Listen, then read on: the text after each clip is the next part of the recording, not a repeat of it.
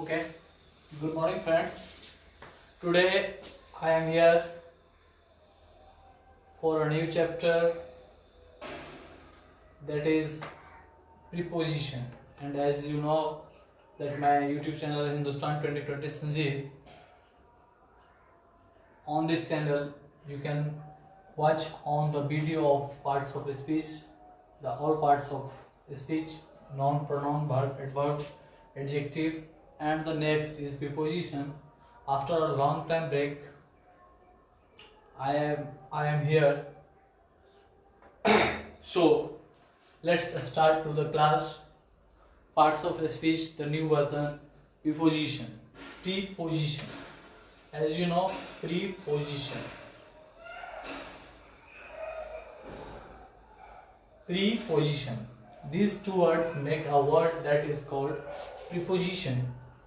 यह दो शब्द जो है मिलकर एक शब्द ऐसा बना रहा है जो कि प्रीपोजिशन कहलाता है। प्री मतलब पहले और पोजीशन को आप लोग जानते ही हैं, स्थान। तो ये जो है दो शब्द, ये कहाँ पे लगता है?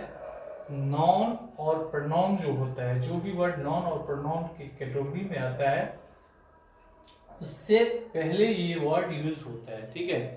और इसके साथ एक क्लॉज जुड़ा हुआ है कि यदि प्रीपोजिशन जो भी वर्ड है, अभी हम आगे आपको बताएंगे कौन कौन से उसमें वर्ड आ रहे हैं, यदि वहां पे नाउन और प्रोनाउन नहीं है तो आप उसे एक ही शब्द में समझिए कि वो क्या है? एडवर्ब है, वो प्रीपोजिशन नहीं है। तो बहुत सारे कंफ्यूजन इसमें आ जाते हैं पार्ट्स ऑफ स्पीच में, बिकॉज बहुत वर्ड दूसरे दूसरे जगह सिचुएशन के अकॉर्डिंग वो अपना पोजीशन चेंज करते रहते हैं, स्थान चेंज करते रहते हैं। अब जैसे कि यहाँ पे हम आपको देखिए अभी बोले हैं ना कि प्रीपोजिशन, इनका यूज जो है वो प्रीपोजिशन के तौर पे भी होता है और इनका यूज एडवर्ब के तौर पे भी होता है। अब कैसे होता है? वही है कि यदि प्रीपोजिशन है तो उसको इनके बाद उस सेंटेंस में क्या आना चाहिए? नॉन और प्रोनाउन आना चाहिए। और यदि वो एडवर्ब है तो उसके बाद कोई एसेंशियल नहीं है कि नॉन और प्रोनाउन आए, नहीं ही आता है, ठीक है। अब इसके तौर पे हम दो एग्जांपल बोल रहे हैं। He is in the garden, he is in the garden, that is what? That is preposition, because here is in and after the object and you can say this is the pronoun, that is also preposition. But the second example is come in. come, यहाँ पे preposition के बाद कोई word नहीं है, नहीं noun है न प्रोनाउन है। यहाँ पे नाउन था, यहाँ पे कुछ भी नहीं है, तो ये यहाँ पे क्या हो गया? यहाँ पे ये हो गया क्या? एडवर्ब, ठीक है। तो आप समझ गए कहां पे वो एडवर्ब बन जाता है। इसी का दूसरा एग्जांपल है कि the fan is over my head. पहले तो आप ये समझिए कि इस सेंटेंस में कौन सा प्रीपोजिशन है। यहाँ पे हम मान के चलते हैं ये ओवर जो है वो प्रीपोजिशन है, लेकिन इसी को यदि हम यहाँ पे लिख दें the game was over, the game was over, तो यहाँ पे ये ओवर किस लिए यूज हुआ? इसके बाद तो ना कोई नाउन है और ना ही प्रोनाउन है, ठीक है। ना ही कोई नाउन है ना ही कोई प्रोनाउन है, दैट्स व्हाई ये क्या है? एडवर्ब। ये क्या था? यहाँ पे ओवर जो यूज हुआ ये प्रीपोजिशन के लिए हुआ है, यहाँ पे ये ओवर जो यूज हुआ है ये एडवर्ब के लिए हुआ है।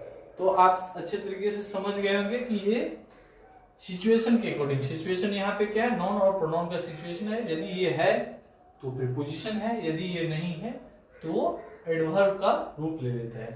तो इस चीज को आप क्लियरली समझ गए। अब आ जाते हैं कि प्रीपोजिशन क्या क्या है। अब पहले तो हम इस बोर्ड को साफ कर लेते हैं, 1 मिनट। सो आप लोगों को बेसिकली ये समझना है। देखिए प्रीपोजिशन, बहुत सारे शब्द प्रीपोजिशन में आते हैं और बहुत तरीके से इसको यूज किया जाता है, ठीक है। अभी हम आपको बोले ना कि मतलब अब आप जब जाएंगे, एक वर्ड देखिए प्रीपोजिशन में generally in, at, inside, ever, under, for, since, मतलब बहुत सारे वर्ड हैं इसमें। लगभग में 35 to 40 वर्ड्स ऐसे हैं जो कि प्रीपोजिशन के तौर पे यूज होते हैं और सिचुएशन के अकॉर्डिंग वो बदलती भी रहते हैं। बिटवीन है, विद इन है, आफ्टर है, अराउंड है, डाउन है, मतलब बहुत सारे वर्ड है। अब इसमें कुछ वर्ड का हम आपको यूज बताते हैं। अब जैसे पहला वर्ड था क्या, हमने लिखा एट। अब एट और इन, ये दो चीज आप जानते हैं। I live in Bihar, I live at Chhapki फरी। तो यहां पे दो चीज एट और इनका अंतर समझिए। I live in Bihar, I live at Chhapki. अब ये जो है इन और एट, ये दो जगह का ही हम इंडिकेशन कर रहे हैं, पर दोनों में चेंज हो रहा है। एक के साथ इन लग रहा है, एक के साथ एट लग रहा है। क्यों लग रहा है? जब हम बड़े जगह की बात करते हैं, बहुत लार्ज स्केल पे, बिहार क्योंकि एक राज्य है, तो उसकी जब बात करेंगे तो वहां पे इन लगेगा।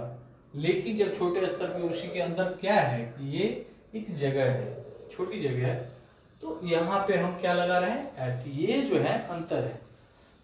अब आगे एक वर्ड और आ जाता है कि ऑन। अब ऑन और एवर, देखिए सिमिलरिटी बहुत कुछ मिलता जा रहा है। एट और इनका हम इसीलिए लिखे क्योंकि इन दोनों में आप लोग कंफ्यूज होते हैं, सिमिलरिटी है।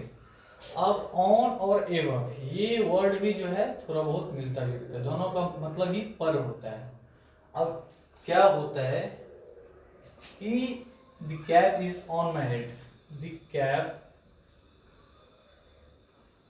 is on my head।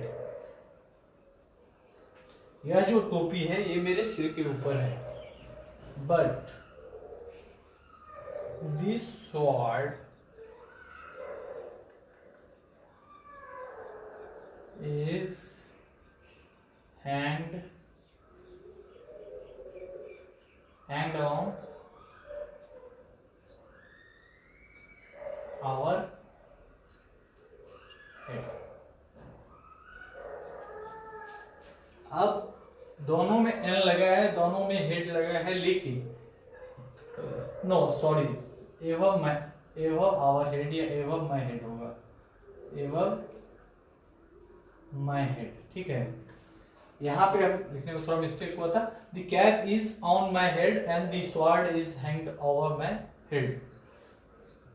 ये एवं और ऑन क्यों आया? ये इसलिए आया है कि ऑन जहां पे भी वर्ड आता है, एक तो पर के लिए होता है कि I live on earth, लेकिन यहाँ पे जो ऑन आया, ये आया नजदीकी के कारण। टोपी जो है सर से चिपका हुआ है, तो यहाँ पे नजदीकी में ऑन, जैसे कि एट और इन में आप देखे हैं, वैसा ही यहाँ पे भी है। नजदीकी में ऑन और दूरी में एवर, दोनों ऊपर का ही मतलब बताते हैं, लेकिन दोनों का डिफरेंस यही है। इसी तरीके से आप जितने भी हम बोले हैं, बिटवीन का भी वही है। दो शब्दों के लिए बिटवीन आ जाता है, एमोंग बहुत सारों के बीच, ठीक है। सिंस फॉर का यूज आप जानते हैं, उसमें भी है कि सिंस फ्यूचर टेंस के साथ यूज नहीं होता है, ठीक है, तो वहां पे दूसरा वर्ड यूज होता है, वो आफ्टर यूज होता है, ठीक है। तो इसी तरीके से आफ्टर जनवरी ये सब वर्ड यूज होता है। तो अब जब हम आगे पढ़ेंगे या डीपली जब इसको पढ़ेंगे, तब आपको वो चीज पता चलेगा। अभी हम इस क्लास को यही क्लोज कर रहे हैं क्योंकि हमको स्पोकन की तरफ बढ़ना है। So thank you for watching this video and thank you again.